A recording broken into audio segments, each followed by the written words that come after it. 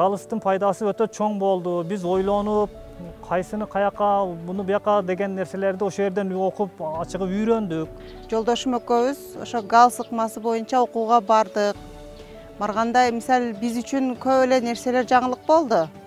Баягындай сүрөт тартып, ошо менен ошо сүрөттүн аркасынан кыялыңа кандай жетиш, ой максат, пландаштыруу, акча каражатын каяктан каяка үнөмдөп, каяка сарпташ, ошолор бардыгын ошол жерден үйрөндүк да. Мындай айтканда, илгери биз эми акчабыз бар, биз основной итоговый нерсеге аракет кылчу элек да.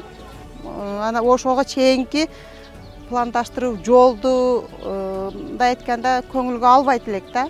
Азыр эми ошол окууга карап, ошол сүрөт тарттык да, ошол сүрөттө уже бизге эми биринчи алиги тамашадай эле болду.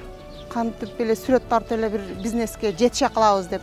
Ошо сүрөттү тарткандан баштап эле анан уже биринчи, экинчи күндөн баштап уже биз максатыбызды түшүнө баштадык да. Мен ушуга кетчү нерселерди баардыгын пландап, ошого капельный решение менен ушуларды баардыгын сатып алдым, жеримди даярдадым. Бирок ушул көчөт маселесине келгенде кичине сезон өткөрүп алдым. Кудай кааласа бир 30-40%-ни жетиштим ошого. 30-40%-ни толук жетиштим. Эми кийинки жылдан Кудай кааласа ошо 1 гектар жерге толук планымды толук аткарамын. Биз мына башыда ошо галстын эместе кыялдануубузду сызганыбызда биз эми мындай айтканда кичинерээк эле кыялданып коюппуз да. Анан өзү негизи кыялдануу коркпой эле кыялдана бериш керек экен. Себеп дегенде ошол кыялдануудун мына экинчи эмебизде, ыкмабызда кыялданууга саякатта билдик да. Ошол кыялданууга саякат кадамдын оңой жактарын издешке аракет кылып калдык да. Терс жактары, оң жактары. Эми биз корко берет экенбиз да, мисалы ошол мына сызганыбызда үстүгө астыга кылып.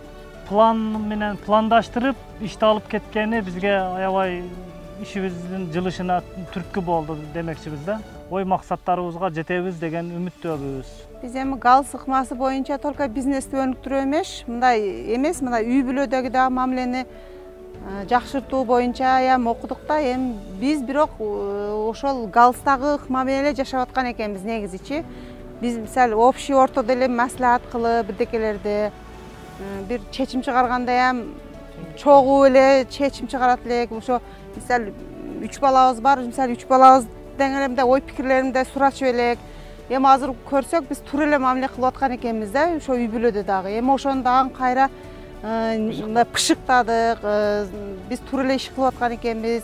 Ар бир үй бүлө мүчөсү маанилүү экенин билдик да, дагы тереңирээк үйрөнүп билип.